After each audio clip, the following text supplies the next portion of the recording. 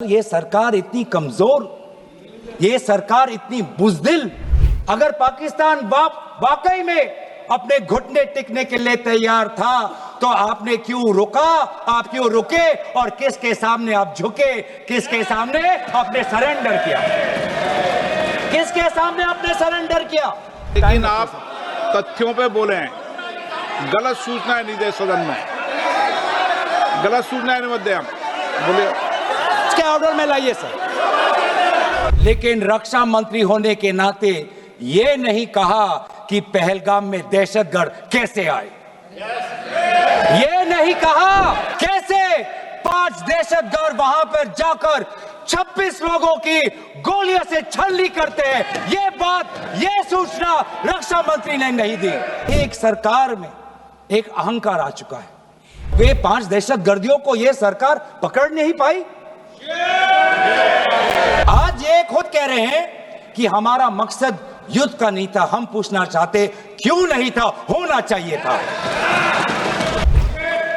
वो अमेरिका के राष्ट्रपति जो 26 बार आज कह चुके हैं कि व्यापार को लेकर उन्होंने भारत और पाकिस्तान को सतर्क किया और दोनों को मजबूर किया कि वो इस जंग को छोड़े। आपके पास पेगासस है, आपके पास सैटेलाइट है, वहां पे सीआरपीएफ है, वहां पे बीएसएफ है, वहां पे सीआईएसएफ है, वहां पे आदरणीय गृह मंत्री कुछ दिन पहले ही गए थे। हमें तो मीडिया में सुनते हुए ऐसा लगा कि हम कराची में उठेंगे।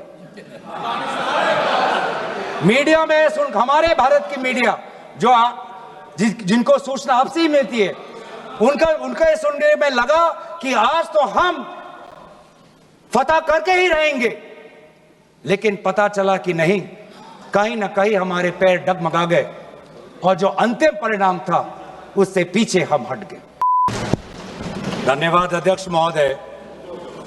आज हम इस विशेष चर्चा में भाग लेने के लिए खड़े हुए हैं और ये चर्चा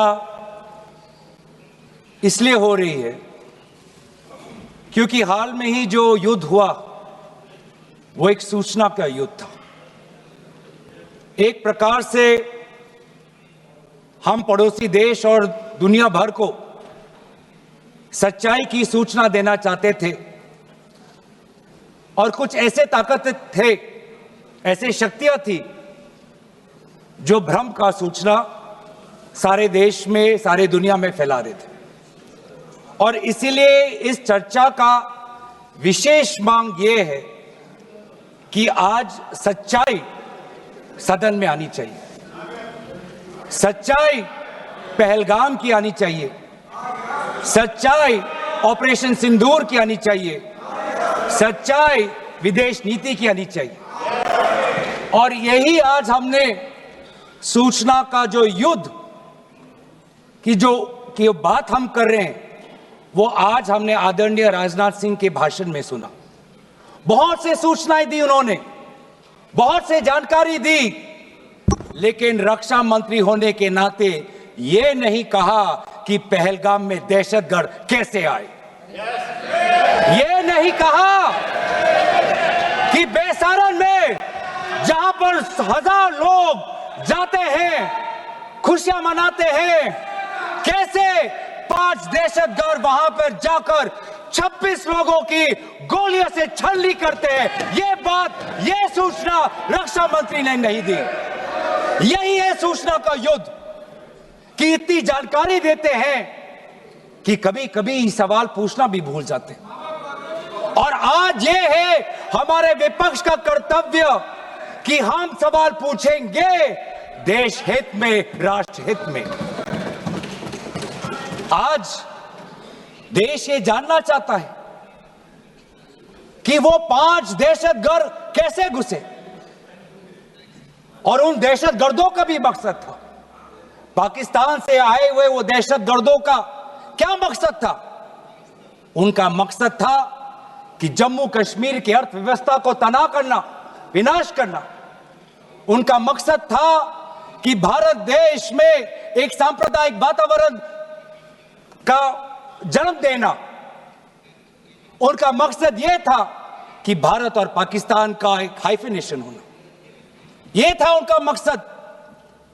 लेकिन सर, मुझे दुख है कि आज राजनाथ सिंह जी ने सैनिकों की बात तो की, लेकिन जो हमारे भारत की जो आवाम है, जो जनता है, जिन्होंने पाकिस्तान के दहशतगर्दों का पूरी जो मंशा है उस पर उन्होंने पूरा नकारा और हम एकजुट रहे।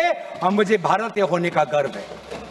हमने देखा वैसारण में कि किस प्रकार से जम्मू और कश्मीर के लोगों ने पूरे देश भर से आए हुए जितने भी पर्यटक थे उनकी मदद की। हमने ये देखा कि किस प्रकार से देश भर के जो पर्यटक जो जम्मू कश्मीर में थे उन्होंने अपने जम्मू कश्मीर के भाइयों को धन्यवाद दिया। हमने ये भी देखा कि कैसी एक विधवा हिमांशी नरवाल ने कहा कि मैं नहीं चाहती कि मेरे जो पति जिसको लेके आज राजनीति हो रही है उसके शव पर देश में हिंदू मुसलमान की राजनीति हो, मैं नहीं चाहती। यह है हमारी देश की संस्कृति और यह था मंशा पाकिस्तान का। और मैं ये भी गर्व महसूस करता हूं कि सारे विपक्षी राजनीति दल हम सब एकजुट होकर, राहुल गांधी जी ने एक साफ साफ कहा कि हम सरकार के साथ हैं और सरकार को पाकिस्तान को एक ठोस मजबूत कदम देना ही पड़ेगा।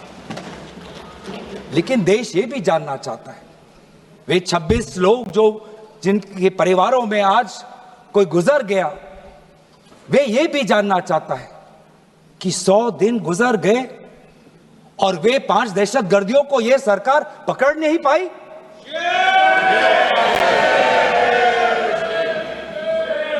देश के वो लोग ये भी जानना चाहते हैं कि ये जो 5 दहशतगर्दे थे, दहशतगर्दी जो आए टेररिस्ट, निश्चय इनको किसी ने पनाह दी, निश्चय इनको किसी ने जानकारी दी, निश्चय ये पूरा जो 1 घंटा का जो उन्होंने गोला बारूदी की उसके बाद ये फरार हो गए, उनको फरार होने में भी किसी ने उनकी मदद की। और आज भी ये 100 दिन हो गए और सरकार के पास कोई जवाब नहीं। आज आपके पास ड्रोन है, आपके पास पेगासस है, आपके पास सैटेलाइट है, वहां पे सीआरपीएफ है, वहां पे बीएसएफ है, वहां पे सीआईएसएफ है, वहां पे आदरणीय गृह मंत्री कुछ दिन पहले ही गए थे पूरा रिव्यू लेने के लिए और आप किसी को पकड़ नहीं पाए। ये कैसा बंदोबस्त? आपने कहा कि आर्टिकल 370 के चले जाने के बाद जम्मू कश्मीर सेफ है, जम्मू कश्मीर में आइए, लोग आए, लोगों ने अपने आप को सुरक्षित महसूस किया। लेकिन बेसारन में देखा कि कितने वो निहत्थे थे, कितने वो असहाय थे कि लगभग 1 घंटा लगा एक एम्बुलेंस उनके पास पहुंचने के लिए। पुलिस पर अगर आर्मी भी आई तो चल के आई। और सर, मैं वो नजारा भूल नहीं सकता, एक मां और एक बेटी चल के नीचे आ रही थी, एक भारत के सिपाही को देखा और सिपाही को देखकर वो रो पड़े, खुशी से नहीं, डर से, क्योंकि उनको लगा कि वे दहशतगर्द जिन्होंने सिपाहियों का यूनिफॉर्म पहनकर वहां पर लोगों को मारा, आज वही दहशतगर्द आज पहाड़ के नीचे उनका इंतजार कर। उस भारत के सिपाही को कहना पड़ा कि मैं भारतीय हूं, तुम डरो मत, मैं भारतीय हूं, तुम सेफ हो, सुरक्षित हो। ऐसा दहशत उन्होंने महसूस किया। इस दहशत के ऊपर, इस डर के ऊपर आदरणीय राजनाथ सिंह एक शब्द तो कहते, आप एक शब्द तो कहते। ये आपकी भी जिम्मेवारी है राजनाथ जी, ये आपकी भी जिम्मेवारी है, रक्षा मंत्रालय का भी जिम्मेवारी है। बार बार हम ये देख रहे हैं सर कि आदरणीय गृह मंत्री जाते हैं, कहते हैं कि बहुत अच्छा बंदोबस्त हो गया है, टेररिज्म के हमने उनकी रीढ़ की हड्डी तोड़ दी। तब भी उरी होता है, तब भी बालाकोट, तब भी पुलवामा होता है, तब भी पहलगाम होता है। अंत में जाके जिम्मेवारी कौन लेता है? जम्मू कश्मीर के लेफ्टिनेंट गवर्नर नहीं। अगर जिम्मेवारी किसको लेनी पड़ेगी तो आदरणीय गृह मंत्री आपको लेनी पड़ेगी, नैतिक जिम्मेवारी आपको लेनी पड़ेगी। आप लेफ्टिनेंट गवर्नर के पीछे नहीं छुप सकते, आप लेफ्टिनेंट गवर्नर के पीछे ये केंद्र सरकार नहीं छुप सकती, क्योंकि गृह मंत्री खुद वहां पे थे, कुछ ही हफ्ते पहले खुद उन्होंने सिक्योरिटी का रिव्यू लिया कि आपके पास जानकारी नहीं थी। और सर, ये सरकार इतनी कमजोर, ये सरकार इतनी बुज़दिल कि आज उन्होंने क्योंकि उन्होंने अगर इसका किसी का दोष दिया तो टूर ऑपरेटर्स को दोष दिया कि टूर ऑपरेटर्स बिना अनुमति के द्वारा, बिना लाइसेंसेस के द्वारा लोगों को बेसहारा ले जा रहे, हमें तो पता ही नहीं था। ये है इनका कारण, ये बताना चाहते हैं। तो सर, यही तो दुख की बात है कि कहीं ना कहीं एक सरकार में एक अहंकार आ चुका है। इंटेलिजेंस और सिक्योरिटी जो फ्रेमवर्क है, एस्टैब्लिशमेंट है, जो लोग हैं जो निर्णय लेते हैं इंटेलिजेंस और सिक्योरिटी की, आज उनमें एक अहंकार आ गया है कि चाहे जितनी भी बड़ी गलती हो उन पर कोई सवाल नहीं उठा सकता। लेकिन आज हम सवाल उठा रहे हैं, आज हम सवाल उठा रहे हैं, आज हम सवाल उठाएंगे। प्रधानमंत्री मोदी जी, आपको आप सऊदी अरब में थे, आप जब वापस आते आपका पहला नैतिक कर्तव्य होता कि पहलगाम आप जाते, लेकिन आप पहलगाम नहीं गए। एक सरकारी कार्यवाही के लिए आप बिहार गए और चुनावी भाषण दिया। देश के मुखिया सऊदी अरब में थे, पूरा कार्यक्रम उन्होंने संपूर्ण किया, वापस आए और वो पहलगाम भी नहीं जा पाए और बिहार में जाके चुनावी भाषण दे रहे हैं। अगर पहलगाम में कोई गया तो हमारा नेता राहुल गांधी गया। अगर पहलगाम में जो लोगों की मृत्यु हुई उनके लिए अगर शहादत की मांग कोई कर रहा है तो हमारा दल का नेता राहुल गांधी कर रहा है। राहुल गांधी जी बदामी के कंटोनमेंट में गए। सर, मैं बोलूं? Sir, house in order. Sir, house in order में sir, house is not in order में रहेगा सर। टाइम लेकिन आप तथ्यों पे बोले, गलत सूचनाएं नहीं दे सदन में, गलत सूचनाएं नहीं मत दे। हम बोलिए, इसके ऑर्डर में लाइए सर। कोई सदन में गलत तथ्य नहीं रख सकते आप। सर मैं बोलूं सर, कैमरा आएगा मेरे पे। धन्यवाद। आदरणीय अध्यक्ष महोदय, आदरणीय अध्यक्ष महोदय, अब बात आती है ऑपरेशन सिंदूर की। आज मैं राजनाथ सिंह जी का भाषण सुन रहा था। मुझे पता नहीं चल रहा था कि राजनाथ सिंह जी जो भाषण दे रहे थे वो किस समय का उजागर कर रहे थे, वो किस समय का उजागर कर रहे थे, वो किस समय का उजागर कर रहे थे।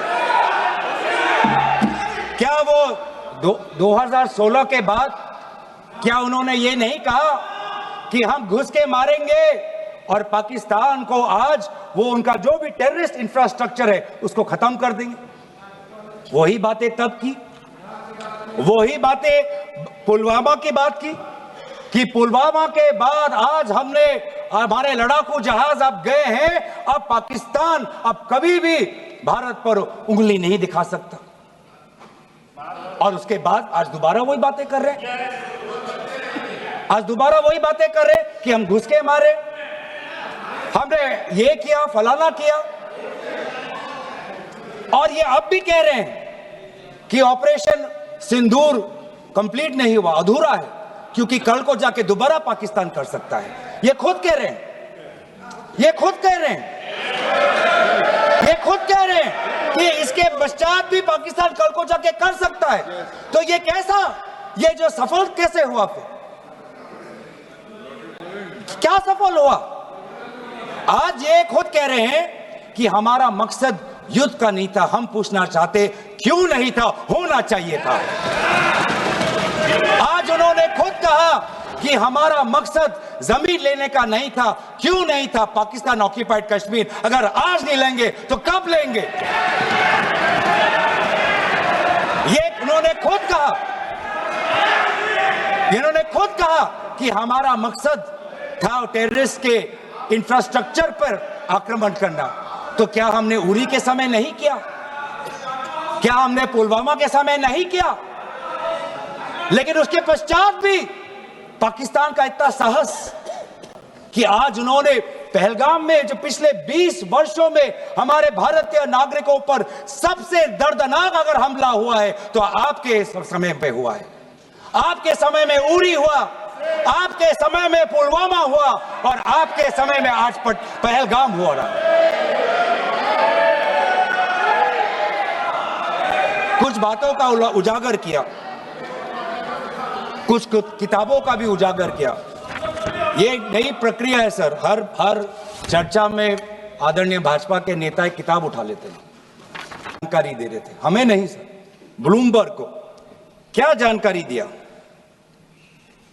मैं पूरा पढ़ लेता हूं without editing. What is important, क्या जरूरी, हिंदी में अनुवाद करने की कोशिश भी करता हूं, मत करो। क्या जरूर ये जरूरी नहीं कि जेट गिरे, पर क्यों गिरे, क्या गलतियां हुई, वो महत्वपूर्ण है। संख्या महत्वपूर्ण नहीं सर। 35 ही राफेल है देश में, 35 ही राफेल है। अगर उनमें से कुछ गिरे भी तो देखिए सर, मुझे तो लगता है कि बहुत बड़ी क्षति हुई। 35 राफेल, अगर कुछ उनमें से भी अगर कुछ गिरे तो मुझे लगता है कि जरूरी है, क्योंकि आपको लगता है कि 35 राफेल काफी है, तो अगर कुछ गिरे तो वो भी जरूरी है। और उन्होंने उसके बाद ये कहा कि ये बात अच्छी है कि हमने अपनी गलतियां को समझा, उसको सुधरा और 2 दिन बाद हमने अपने जेट को उड़ाए और दूर से हमने आक्रमण किया। सर ये मैं थोड़ी जानकारी चाहूंगा। हमारे पास जो हमें ये संदेश मिलता है कि दुनिया के सबसे बढ़िया और बेहतरीन लड़ाकू जहाज हमारे पास है, सबसे बेहतरीन पायलट हमारे पास है, तो सीडीएस को ऐसा क्या कहना पड़ा, ऐसा क्या परिस्थितियां हैं कि हमारे पायलट हमारे लड़ाकू जहाज क्लोज रेंज में नहीं जा सकते, उनको दूर से ही फायर करना पड़ता। ये क्या है, ये क्या पाबंदी है, ऐसी ये क्या पाबंदी है कि सीडीएस को ये कह रहे हैं कि हमारे लड़ाकू जहाज ने पहले दिन गलतियां की, गलतियां हमने सुधारी और दूर से हमने आक्रमण किया। क्या हम पास से नहीं कर सकते? ये जानकारी हमें दे। हम ये जानना चाहते हैं कि lieutenant general Rahul R Singh ने सदन के अंदर नहीं, सांसदों को नहीं, राजनीतिक दलों के फ्लोर लीडर्स को नहीं, फिक्की में जाके कहा। क्या कहा उसका भी मैं हिंदी में अनुवाद करता हूं कि पाकिस्तान तो सिर्फ फ्रंट पे था और पाकिस्तान के पीछे चाइना उनके पूरी तरीके से समर्थन कर रहा है। ऐसी कोई आश्चर्य की बात नहीं होनी चाहिए, क्योंकि पिछले 5 वर्षों में लगभग 80% मिलिट्री हार्डवेयर पाकिस्तान को सब पूरा चाइना से मिल रहा है। तो सर मैं आज पूछना चाहूंगा आदरणीय राजनाथ सिंह जी से, जो सरकार चीन को लाल आंख दिखाने की बात करती है, एक बार भी आपने चीन का उजागर अपने भाषण में क्यों नहीं किया? आर्मी कर रही है, आर्मी के कह रही है, आर्मी कहती है कि आज कि सिर्फ चीन और पाकिस्तान का ये 2 फ्रंट नहीं, अब 3 फ्रंट का भी हो सकता है, कन्वर्जेंस हो सकता है चीन, पाकिस्तान और बांग्लादेश को लेकर। लेकिन मैं सरकार को याद दिलाना चाहूंगा कि ये जो 2 फ्रंट की जो बात थी, इस बात की शुरुआत किसने की थी? इस बात की चेतावनी किसने दी थी? इस बात की चेतावनी इसी सदन में हमारे दल के नेता राहुल गांधी जी ने दी थी। और यही हम जानना चाहते हैं, यही हम जानना चाहते हैं कि आज जो युद्ध हुआ, इसमें पाकिस्तान को चीन से कितना समर्थन मिल रहा है। हम सेना से नहीं, आज हम आदरणीय राजनाथ सिंह जी से और प्रधानमंत्री मोदी जी से जानना चाहते हैं।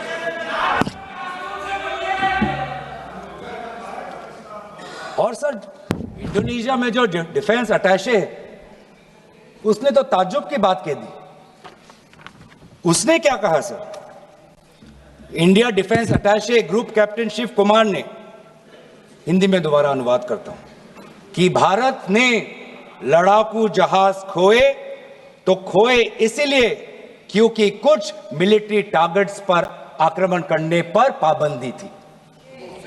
क्यों? क्या पाबंदी थी?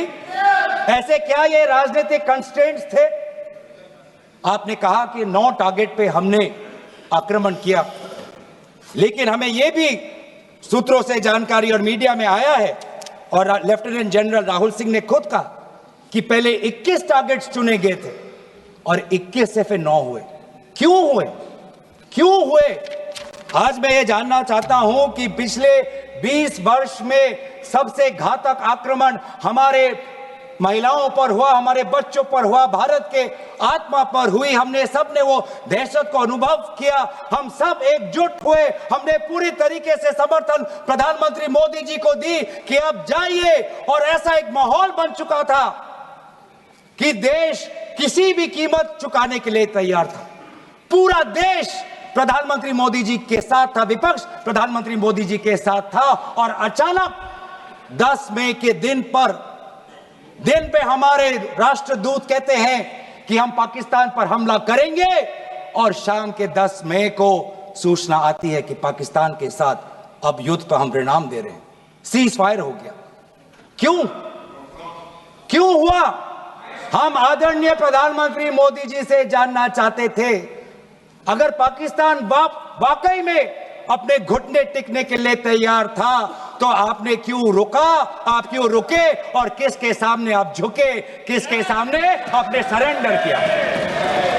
किसके सामने आपने सरेंडर किया? वो अमेरिका के राष्ट्रपति जो 26 बार आज कह चुके हैं कि व्यापार को लेकर उन्होंने भारत और पाकिस्तान को सतर्क किया और दोनों को मजबूर किया कि वो इस जंग को छोड़े। 26 बार। आज राष्ट्रपति ट्रंप खुद कहते हैं कि 5-6 जेट गिरे हैं। एक जेट करोड़ अरब रुपयों का है, मिलियंस एंड मिलियंस का है। इसलिए हम जानना चाहते हैं, आज हमें स्पष्ट रूप से आदरणीय राजनाथ सिंह जी बताएं, देश पर विश्वास करें, देश में वो साहस है सच्चाई सुनने की। आज आप बताएं कितने लड़ाकू जहाज गिरे? हमारे में वो साहस है, क्योंकि ये सूचना, ये सच्चाई सिर्फ देश के नागरिकों के लिए नहीं, ये सूचना, ये सच्चाई हमें देश के जवानों को भी देना है। आज उनसे भी झूठ कहा जा रहा है, उनके बीच में भी भ्रम फैलाया जा रहा है। हम उनकी जो सच्चाई है आज हम सदन के अंदर लाना चाहते हैं। और सर, बात में आती है विदेश नीति की। किस मुंह से हम कहें कि विदेश नीति आज सफल हुआ है? किस मुंह से कहें? ये आदरणीय राजनाथ सिंह जी, शंगीला में जो डायलॉग हुआ, उस डायलॉग में जो ड्राफ्ट जो आया, जिसको भारत सरकार ने नकारा, वो ड्राफ्ट बनाने में हमारे ही कुछ सहयोगी देश थे, जिनका नाम मैं नहीं लेना चाहूंगा। लेकिन ऐसे देश जिसको हम परंपरागत दोस्त हम मानते हैं, ट्रेडिशनल एलाइज मानते हैं, आज उन्होंने भी इंडिया और पाकिस्तान को हाइफिनेट कर दिया। और आप ये शब्दों के खेल से आप खुश हो कि ब्राजील के डॉक्यूमेंट में पाकिस्तान, ये जम्मू कश्मीर का पाकिस्तान का भी नहीं, ब्राजील के डॉक्यूमेंट में सिर्फ जम्मू कश्मीर में जो दहशतगर्दी हुई उसी की निंदा हुई, पाकिस्तान की निंदा नहीं हुई। पर आप उससे खुश हो? अगर आप उससे खुश हो तो मैं जानना चाहूंगा, जो $1 बिलियन का आर्थिक सहायता IMF ने दिया पाकिस्तान को, उस पर आपको क्या कहना है? हम जानना चाहेंगे, जो ADB एशियन डेवलपमेंट बैंक से 800 मिलियन का आर्थिक सहायता जो मिलेगा पाकिस्तान को, आज भारत उस पर क्या रवैया? वर्ल्ड बैंक का जो $40 मिलियन आ रहा है, और ये पैसा किसको जाएगा सर? पाकिस्तान की नेतृत्व उनकी जनता या उनकी चुनी हुई सरकार नहीं, पाकिस्तान कि सरकार का जो रिमोट कंट्रोल है वो पाकिस्तान की सेना के पास है, तो ये सारा पैसा वहीं जाएगा जहां पर हमने मिसाइल गिराई। तो क्या इतना भी हम नहीं कर पाए? क्या इतना भी ताकत नहीं? क्या इतना भी विश्व गुरु में लोगों का विश्वास नहीं, देश अंतर्राष्ट्रीय नेताओं का विश्वास नहीं कि आईएमएफ का एड ना जाए पाकिस्तान के पास, वर्ल्ड बैंक का एड ना जाए पाकिस्तान के पास, एडीबी का एड ना जाए पाकिस्तान के पास? आप में इतना भी ताकत नहीं कि एक देश ने पाकिस्तान को टेरर स्टेट का दर्जा नहीं दिया। एक देश ने आज FATF financial action task force में, जिससे बहुत नियंत्रण पाकिस्तान पे पड़ती थी, आज उससे वो 2022 में निकल आई ग्रे लिस्ट में। क्या वो डालेंगे? तो इसीलिए आज हम ये मांग करते हैं कि सरकार अब डरिए मत, सच्चाई से डरिए मत। उस दिन भी देश सरकार के साथ दहशतगर्दी के खिलाफ खड़ा था, विपक्षी दल सरकार के साथ खड़े हैं, और आज भी दहशतगर्दी के खिलाफ सच्चाई के पक्ष में देश और विपक्ष आज सरकार के साथ। आप हमें अपना दुश्मन ना समझे, हम सरकार के दुश्मन नहीं हैं, हम अपने देश के पक्ष में बोल रहे हैं, जवानों के पक्ष में बोल रहे हैं। पर आप हमें कृपया सच्चाई देने का हमें वो सम्मान दीजिए।